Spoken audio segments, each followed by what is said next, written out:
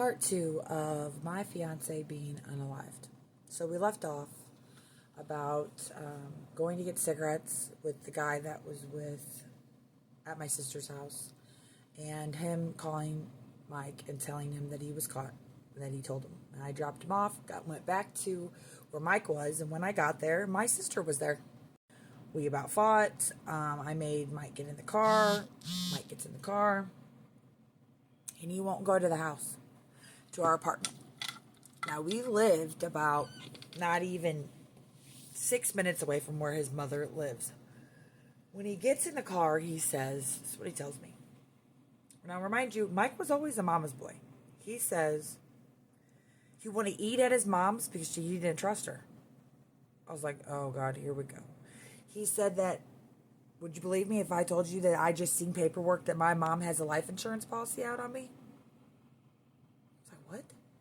She's like, yeah, why did my mom get a life insurance policy out on me? I'm like, I have no idea. Maybe because the lifestyle you live. I don't know, He's saying all kinds of crazy stuff.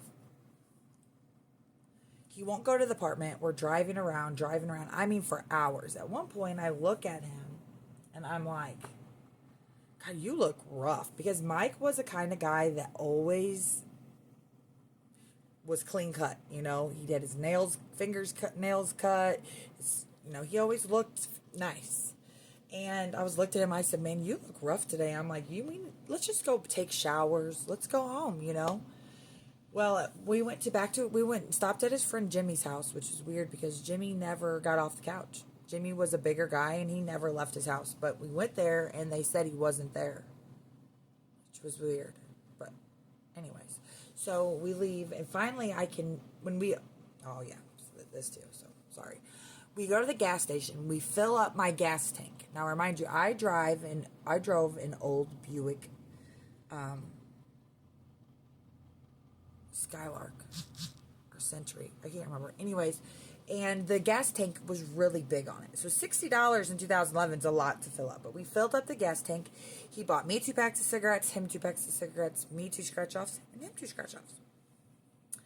And that's just important for later to know that.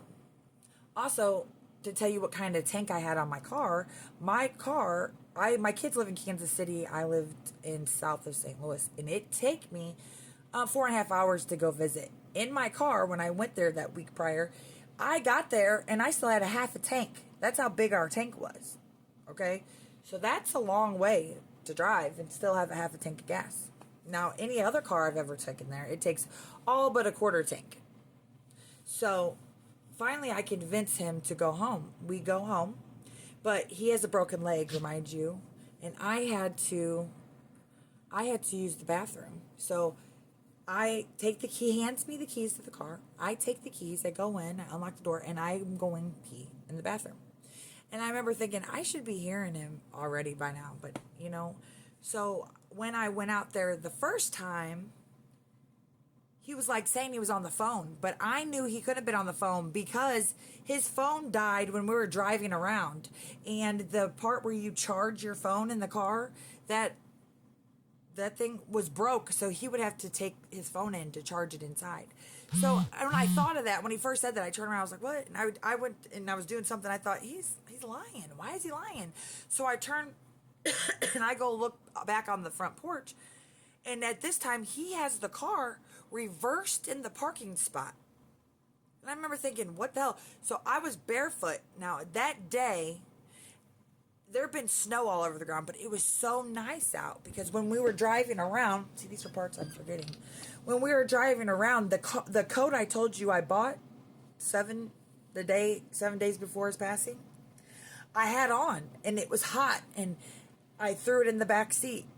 Okay, so everything melted that day. So everything was wet. And when I ran down the stairs, you could hear my feet like pitter patter on the ground, like sound like something was rushing up on you. And Mike was in the car with the window down this much. And when he heard me running up on him, he like turned to look at me, and he had this look of just fear. He was scared to death. And he like slammed on the gas. And then when he's looking at him, he don't know if he's coming or if he's going or what he should do. Like, he had a look of, I don't know what to do. So he kind of like drove up and went to the stop sign. And at the stop sign, there's a 21 is right there. And sits there and he's looking at me. And I'm standing on the front porch. I said, Michael Mayberry, I love you. And he's just staring in the car like this, looking at me for a good 60 seconds, right? To the point where there was cars behind him. So then he drives off down the 21. He turns left, right? And I go in the house, and I go to automatically pick up my house phone to call him. And I thought, oh, shit, his phone's dead. And, of course, I can't get through. So I open up my window. I have these big windows. And I'm sitting on top of my couch looking out the window. And I see him come around the road like this. Like he went up and then took this back road around. And then he did that a couple times. But the last time I seen the car, it was going the opposite way down 21 towards his mom's. Okay? Like you'd go to his mom's that way. And I called that phone. I don't know how many times. I even changed the voicemail passcode because times before that he would be on some bullshit, he would leave, but he's so damn nosy, he cannot handle it. He'd turn the phone off, but he'd go call his voicemail to get his messages, he couldn't take it, not for too long. And I know what I would say on that voicemail, just enough to piss him off to call me, So I changed the voicemail passcode, and then another thing, I would always know if that's what he was doing, because when I would call to check the voicemails, it would say, you've had 3 attempts of someone trying to get into your voicemail, right? I never got that. No one ever called that voicemail or tried to get into the voicemail. Nothing. There was nothing. And when I tell you that he would have climbed a telephone pole to charge that phone because he's so damn nosy and can't handle it. Nothing. There was nothing. So this is at 3:15, 3:30 that day. Okay? In the afternoon. That's the last time I ever seen him. I'll never see him again after this. So I'm calling his phone. It's like 7 o'clock at night by this time. I call my sister because I'm thinking, where else would he go? He has to be at my sister's.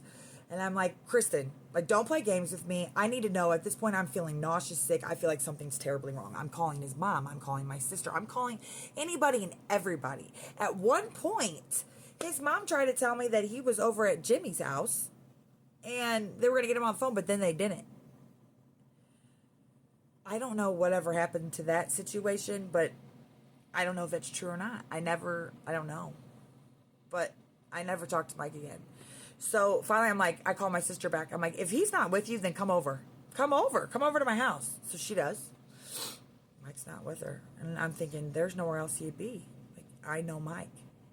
Even if he was on some bull crap and going to get, DRUGS from the city, he'd been back. There's no way.